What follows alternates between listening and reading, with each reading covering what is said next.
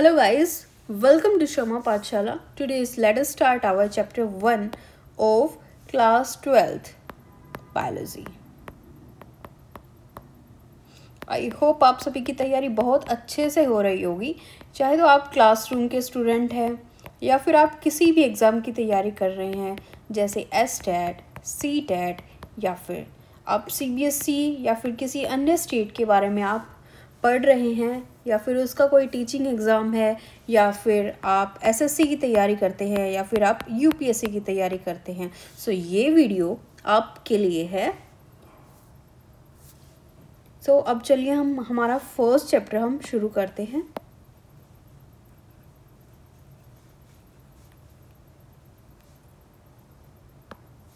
How wonderful is the living world. So guys first chapter है हमारा the living world. अब living world के अंदर हम दो चीज़ों के बारे में जानेंगे। फर्स्ट होता है डाइवर्सिटी। लिविंग वर्ल्ड के अंदर जो डाइवर्सिटी है, दूसरी है टेक्सोनोमिक कैटेगरीज। इसके अंदर हम टेक्सा भी देखेंगे, टेक्सा क्या होता है, टेक्सोनोमिक कैटेगरीज क्या होती है और उन्हें कैसे डिफ्रेंशिएट किया गया है। How wonderful is the living world. The wide range of living types is amazing. अब डिफरेंट तरीके के जो ऑर्गेनिजम्स होते हैं वो अर्थ पर रहते हैं और कुछ ऑर्गेनिजम्स एक्स्ट्रा ऑर्डिनरी हैबिटेट के अंदर भी पाए जाते हैं, जैसे कि कोल्ड माउंटेन्स हो गई, deciduous forest, oceans, fresh water lakes, desert, hot springs. ये सभी हमें क्या करते हैं, हमें स्पीचलेस कर देते हैं। The beauty of a galloping horse, of the migrating birds, the valley of flowers, or the attacking sharks evokes away and a deep sense of wonder. So ये सभी चीज़ें different things क्या करती हैं, लिविंग वर्ल्ड को एक wonder sense देती हैं। The ecological conflict and the cooperation among members of a population and among population of a community or even the molecular traffic inside a cell make us deeply reflect on what indeed is life. So conflicts population के अंदर different जो organism है या फिर हम जो human beings हैं, कहीं पर भी किसी भी बात को लेकर के ह्यूमन बींग्स के अंदर ही यानी male and female different males के अंदर ही क्या आ जाता है, कन्फ्लिक्ट हो जाते हैं। ऐसे ही एनिमल्स के अंदर होते हैं, right. So this question has two implicit questions within it. The first is a technical one and 6 answer to what living is as opposed to the non-living. So guys, living क्या है, non-living क्या है। The second is a physiological one and 6 answer to what the purpose of life is. So हमारी life का purpose क्या है। And scientist, we shall not attempt answering the second question. We will try to reflect on what is living. So इस chapter के अंदर हम देखेंगे कि लिविंग क्या होता है, diversity in the living world. You look around, you will see a large variety of living organism. आप सभी अपने चारों तरफ देखते हो कि बहुत सारी तरह के लिविंग ऑर्गेनिजम्स हैं। पॉटेड प्लांट्स हैं, गमलों के अंदर प्लांट्स दिखेंगे आपको, इंसेक्ट्स दिखेंगे, बर्ड्स दिखेंगे, पैट्स और भी दूसरे तरीके के एनिमल्स और प्लांट्स आप देख सकते हो। सो यहाँ पर डिफरेंट तरीके के ऑर्गेनिजम्स हैं जो कि आप खुली हुई आंखों से भी नहीं देख सकते और वो आपके चारों तरफ है। और अगर आप अपना if you were to increase the area that you make observations in, the range and variety of organisms that you see would increase. अगर आप अपना एरिया इंक्रीज करेंगे देखने का, ऑब्जर्व करने का, तो जो वैरायटी ऑफ ऑर्गेनिजम्स है वो उतनी ही ज़्यादा इंक्रीज हो जाएगी। Obviously if you were to visit a dense forest, you would probably see a much greater number and kinds of living organisms. So जितना बड़ा, जितनी ज़्यादा जगह आप जाओगे इतने डाइवर्स आप लोगों से मिलोगे, उतने डाइवर्स लिविंग ऑर्गेनिजम्स आपको मिलेंगे। Different varieties of animals, plants, each different kind of plants, animals, organisms that you see represent a species. So plants, dogs and different kinds of living organism, ये सभी किसको रिप्रेजेंट करते हैं, एक species को। The number of species that are known and described range is between 1.7 to 1.8 million. This refers to biodiversity. So what is biodiversity? So biodiversity क्या होती है कि जिसके अंदर different kind of plant, animals और ऑर्गेनिजम्स जो आप देखते हो उसको बोलते हैं हम, वो एक पर्टिकुलर एरिया के अंदर रहता है उसको बोलते हैं हम बायोडाइवर्सिटी।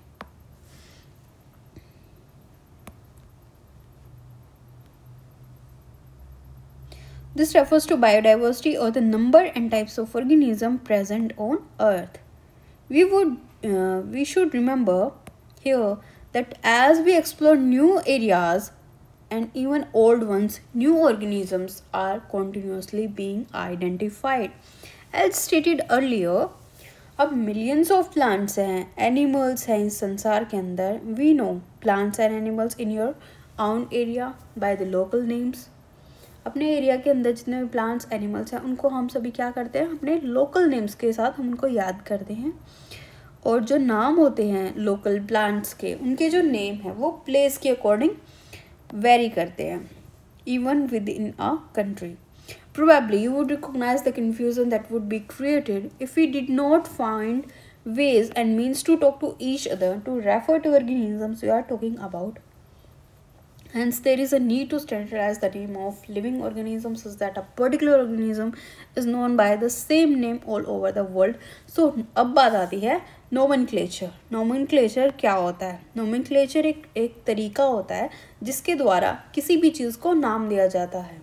जैसे प्लांट्स हैं, अब हम एग्जाम्पल लेते हैं किसी भी प्लांट का, या फिर हम होमोसेपियंस का एग्जाम्पल लेते हैं. हम क्या हैं, हम ह्यूमन बींग्स हैं. अब कहीं मैन है, वुमेन है, ठीक है. और जैसे हम हिंदी लैंग्वेज के अंदर हम बात करते हैं तो हिंदी में क्या बोलते हैं, हम औरत बोलते हैं, और क्या बोलते हैं, आदमी बोलते हैं, या फिर लड़का बोलते हैं, कहीं पे लड़की बोलते हैं, राइट. सो डिफरेंट जो लैंग्वेजेस होती है, अब इंग्लिश में ही देख लो आप, ये डिफरेंस है. और दूसरी जैसे कोई भाषा हो गई, जैसे बंगाली लैंग्वेज हो गई या फिर जर्मनी हो गई. सो इन सभी के अंदर क्या होता है कि अलग नाम से बोलते हैं, अलग तरीके से बोलते हैं. सो हम ये कैसे पहचान करेंगे कि क्या है. सो इसलिए जो एक सिंगल, जैसे ये जो इंग्लिश लैंग्वेज है इसको पूरे वर्ल्ड में माना जाता है, बट पर्टिकुलर जो स्पीसीज हमारी है उसको नाम दिया गया है क्या, Homo sapiens.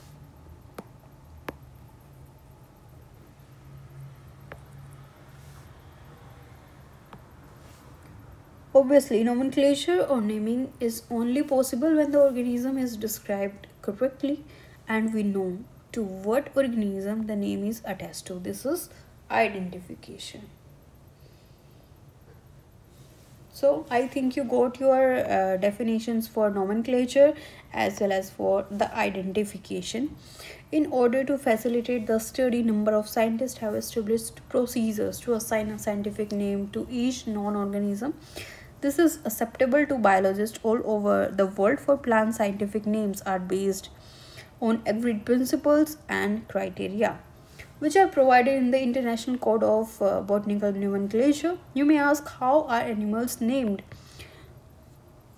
Animal taxonomists have evolved International Code of Zoology Nomenclature. The scientific names ensure that each organism has, so it is specific, that each organism has only one name. Description of any organism should enable the pupil in any part of the world to arrive at the same name.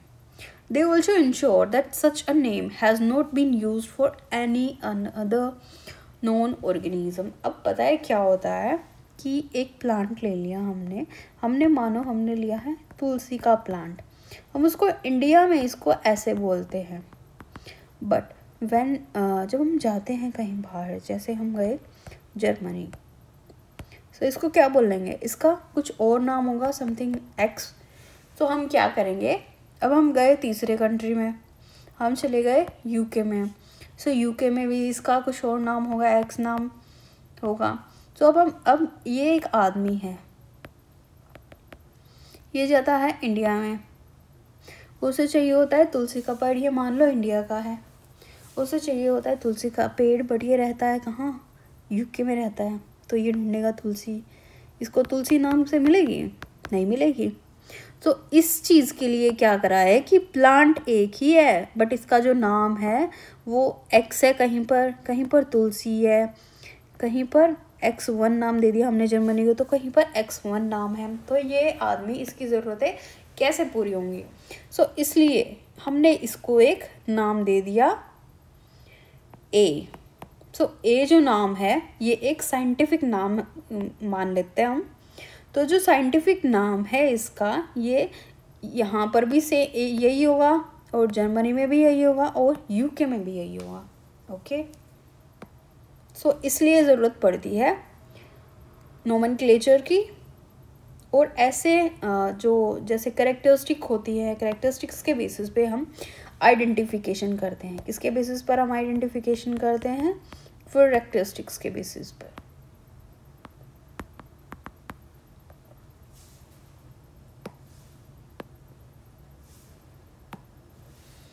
Description of any organism should enable the people in any part of the world to arrive at the same name. They also ensure that such a name has not been used for any other known organism.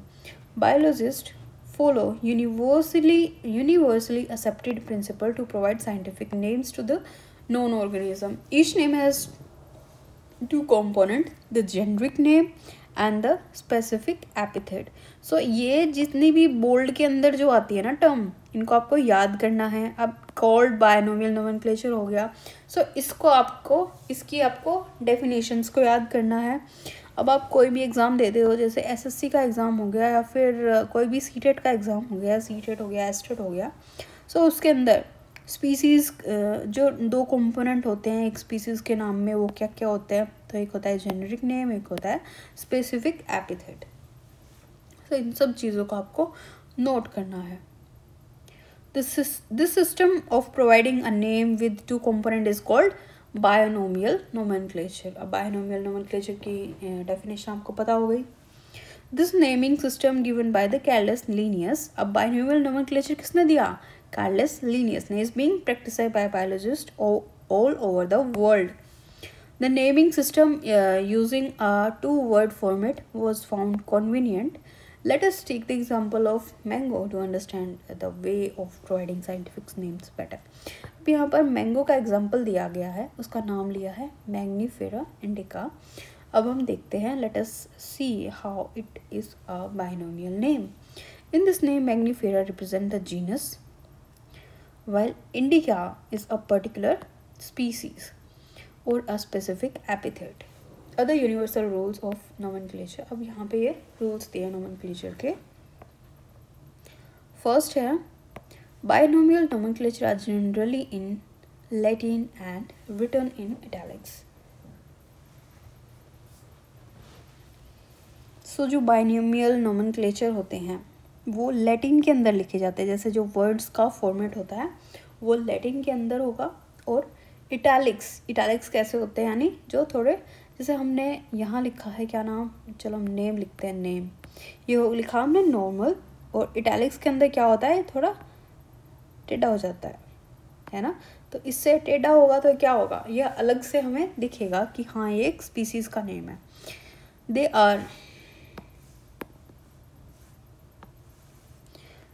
are Latinized or derived from Latin irrespective of their origin. The first word in a biological name represent the genus. पहला word किसको denote करेगा? Genus को. While the second component denotes the specific epithet. Both the words in a biological name, when handwritten, are separately underlined. अब जब उनको हम हाथ से लिखेंगे तो उनको हम underline करेंगे, और अगर उनको प्रिंट करते हैं तो वो इटैलिक्स के अंदर उसको प्रिंट करेंगे to indicate their Latin origin. अब हमारे पास आता है fourth rule. The first word denoting the genus starts with the capital letter while the specific epithet starts with a smaller letter. अब यहाँ लिखा है मैग्नीफेरा इंडिका। मैग्नीफेरा इंडिका कैसे लिखा हुआ है? मैग्नीफेरा का M बड़ा है, बाकी सारे लेटर्स स्मॉल में है। Name of the author appears after the specific epithet at the end of the biological name and is written in an abbreviated form. So Mangifera indica, अब इसको किसने नाम दिया है? ये लीनियस ने।